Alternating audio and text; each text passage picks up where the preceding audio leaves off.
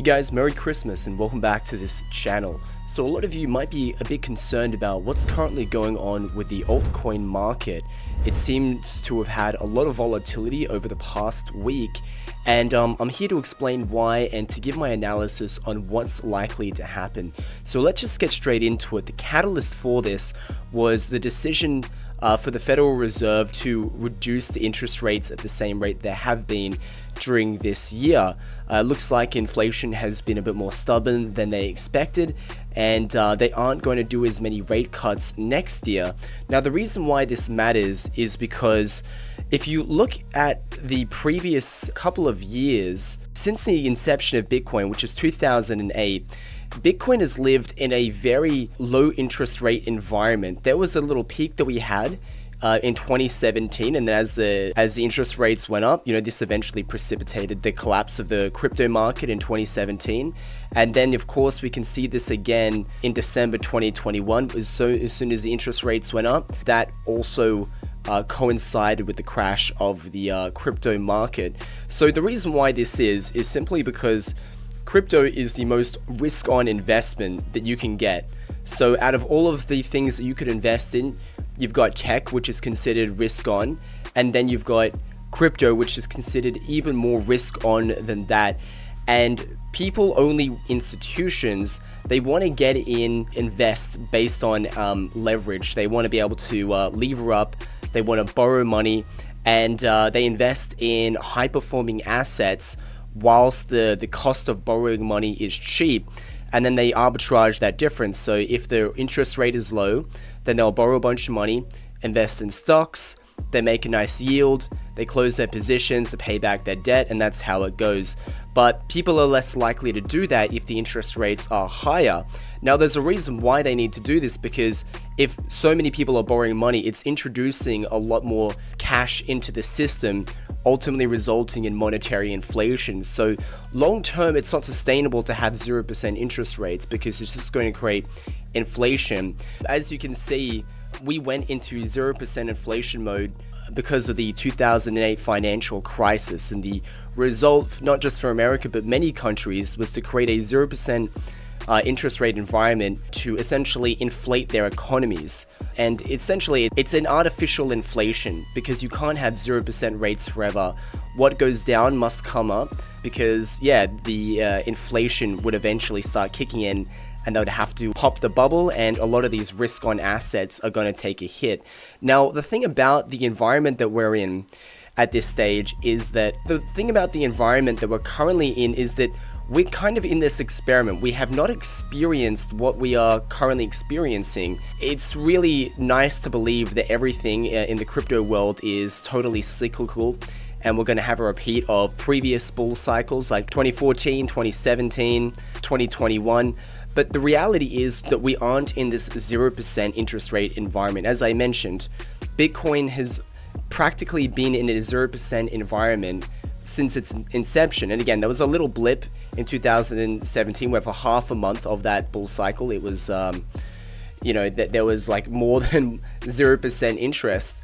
But for the most part, this is how the market has evolved.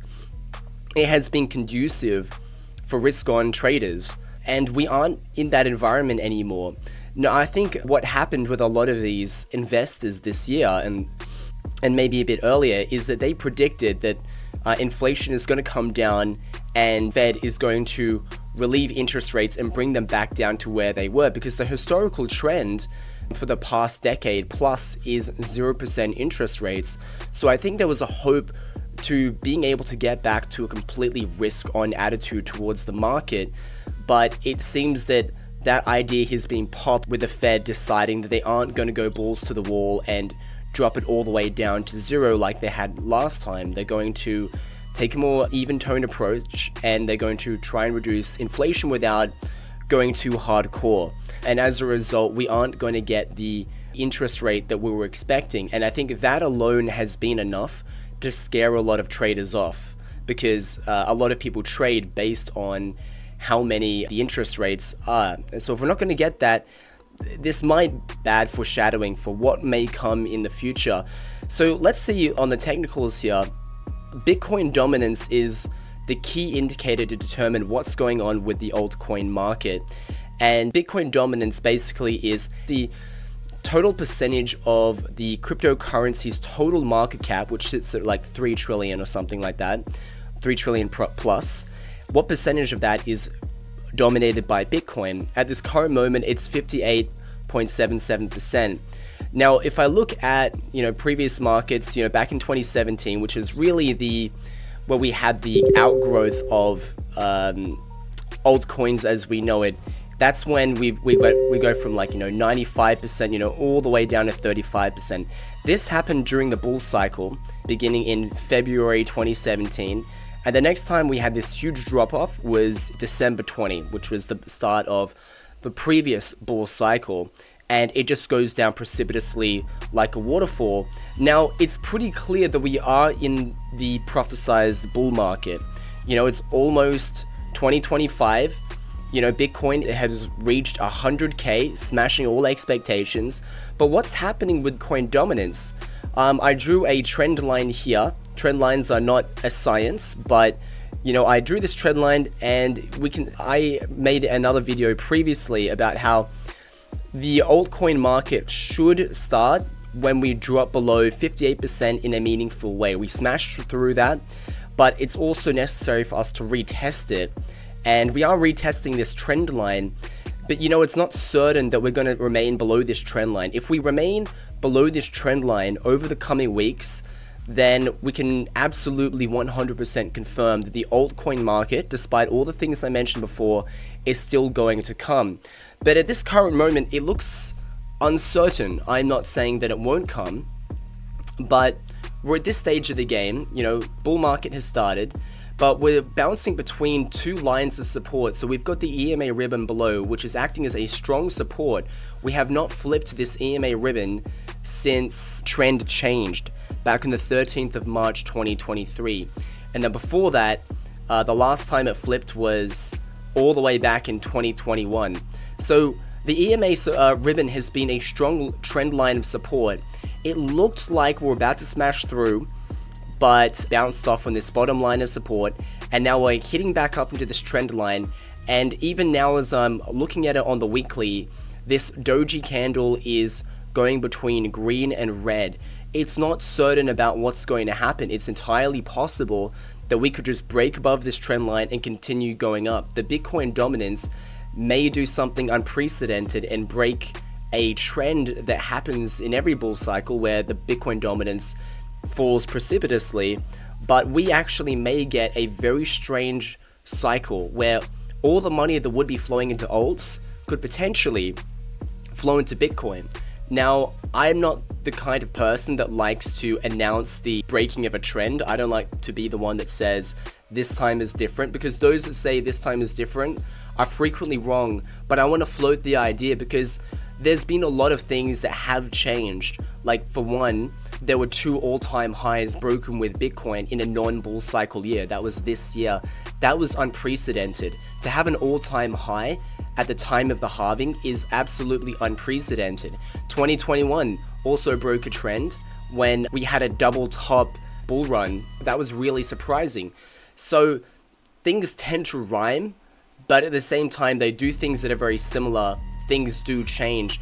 So I don't know. It's entirely possible that we could just go up, go back into this trend line, and maybe we have to retest this bottom support, and then maybe Bitcoin dominance goes all the way up to like 62% or something like that, which doesn't sound like a lot, but it's solidifying a trend that should have been broken by now, which is that mean, just as an idea, that again, all the money that might be flowing into altcoins could be going to Bitcoin, and Bitcoin could go into a rally absolutely smashes everyone's expectations, because instead of people investing in Cardano and Ripple and all that crap, it goes into Bitcoin, and Bitcoin just breaks all expectations. I want to look at as well at the ETH BTC chart. The ETH BTC chart is similar to Bitcoin dominance chart in the sense that it shows us what's going on with the altcoins, but from a slightly different angle, because ETH is the number 2 altcoin, and most altcoins are ERC20 compatible. So usually when there's a pump in ETH, there's a trickle down effect from Ethereum to all the other ERC20 compatible tokens, and then you get a general pump in the altcoin market, and then that leaks into all the other layer ones: Binance, Coin, Polygon, Matic, Avalanche, Solana, etc. Usually it happens with Ethereum. Now, when we did get a huge pump in the altcoin markets, you see these 3 big red candles on the weekly. When that, oh, what the heck, something happened here. I'll have to check what that is. But when we got these 3 massive candles, Ethereum hardly moved. I'm sure many people were shocked by that. I was as well. And the reason why was because these massive 3 candles were all because of Ripple. I know there were other coins that pumped. You had other various coins that went up. But for the most part, it was really Ripple. Ripple was the one that took up all the action from the altcoin markets. But Ethereum hardly budged. So let's look at the technicals of Ethereum. This is what happened during 2017, right? You got this massive run here. And then let's look at what happened in 2021. And by the way, so this is Ethereum compared to Bitcoin, measured in Satoshis, right? So Ethereum had a nice run, not as big as 2021, because it was worth so much more. But compared to how big Ethereum was already, you can see it had a nice run. And then naturally, because there was a bear market for 3 odd years, you know, we were in this downtrend, you know, in this downward trending channel, and that just continued on. But amazingly, even though we had this huge pump in the middle of the year where Bitcoin broke all-time highs, went to 72K, Ethereum was still bleeding against Bitcoin. And now that we're back into the bull trend and Bitcoin has reached 100K, it is still sliding against Bitcoin, and it's really going to historically bear market levels. Now, this is a massive trend change, and it's shocking because even though we've had some amount of BTCD dropping, that hasn't affected Ethereum's slide against Bitcoin, and it's really uncertain when this is going to break. I think for us to have the kind of bull market that we've had in the past, Ethereum is going to have to break this trend, and it looks like we're very far away from Ethereum being able to break this trend. I'm looking at this on the weekly, which is the most accurate of all the ways to look at a chart, and we continue to trend down despite all of the developments, despite the fact that we've even got an Ethereum ETF, just like Bitcoin. Ethereum has been completely getting smashed. Now, if I look at other layer ones, like for instance Solana's got a bit of a different story. So if we are hoping to have a altcoin bull run where Bitcoin dominance goes right the way down, but if we're in this continuing trend where Ethereum goes down, to me the only way that the altcoin market can be saved is perhaps through other layer ones like Solana or Avalanche or Sui or whatever. If all these other layer ones pick up the slack, then hopefully we could get a bull run that way. But things are looking very, very bad for Ethereum, and I don't think it's got anything to do with the tech. I think the tech is fine.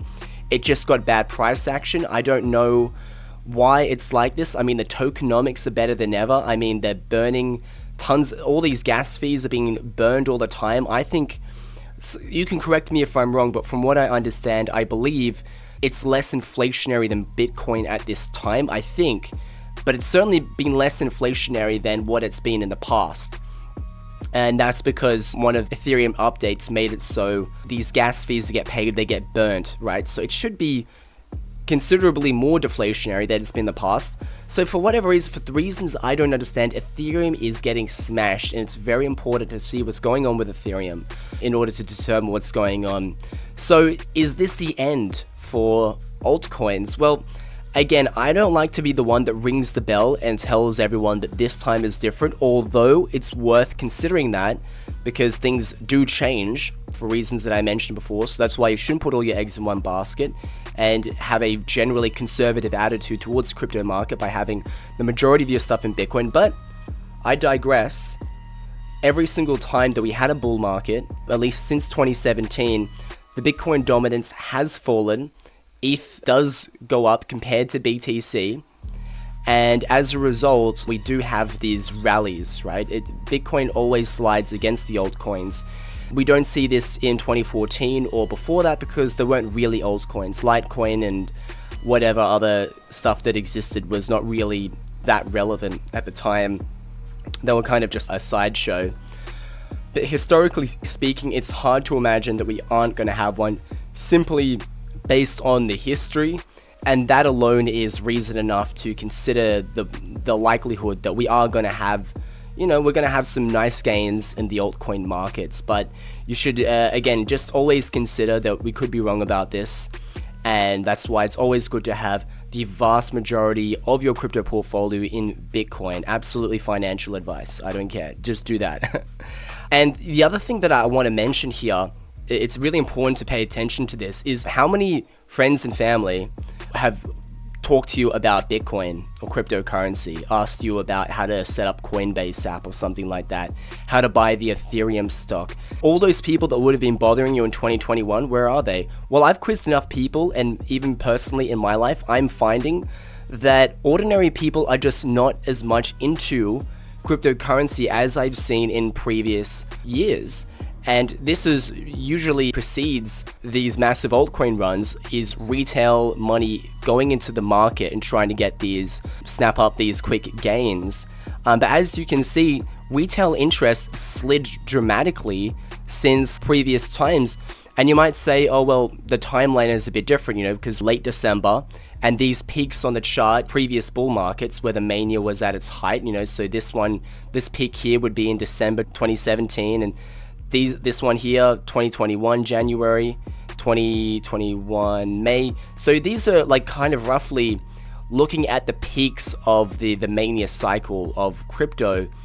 But what's important to note is that the price of crypto has been going up, but the interest has been going down. So, this first little peak here, Bitcoin went to 20K. This second peak here, Bitcoin was at 60K. Now we're at 100K. The price has gone so much larger than what it's been in the past, but what's happened? Nothing has happened. People are less interested in crypto than before. Now, that doesn't necessarily mean that the Bitcoin network isn't growing. That doesn't mean there aren't more Bitcoin wallets in existence. It is going up. Adoption is increasing. But as far as just normie sentiment, right? I'm not talking about the people that, been learning about it for a while and they're interested in, getting off the financial Ponzi scheme regime that we're currently under. I'm talking about average normies. I'm talking about your grandma. I'm talking about your friend that doesn't even know how to, use the computer. Well, maybe that's a bit much. But the point is that these people aren't joining the market. So how is it that Bitcoin has continued to go up? Well, it's all because of institutions. Institutions is where the money has been coming in. Your normie friends have checked out, and meanwhile, BlackRock has come in and been doing the bulk of the buying. And I was going to say in a kind of a rhetorical sense, but actually quite literally, the color that represents the most buying power is actually a BlackRock. BlackRock has been buying stupid amounts of Bitcoin. Obviously, let's also not forget MicroStrategy. MicroStrategy has been buying huge amounts of Bitcoin. But all the action has been coming from institutions. And to me, I don't think this bodes well philosophically. I'm not really for this. I'm for the people, Vox Day. I think that ordinary people should be owning Bitcoin and not institutions. But yeah, it's not the institutions or Bitcoin's fault that regular people aren't as interested in this as they should. So, these institutions have a responsibility to their shareholders to make as much money as possible, and they're doing the smartest thing they can, which is buying Bitcoin, which is a very smart investment. All these institutions are way up. They're doing very well right now. That's why your normie friends aren't getting into it. But the reason why I mention all this is because institutions are naturally going to be they're going to be more risk off than the average person, right? The average person going into this market, they're much more likely to buy meme coins, altcoins. They're the ones that are more interested in making a 5x, a 10x, a 100x.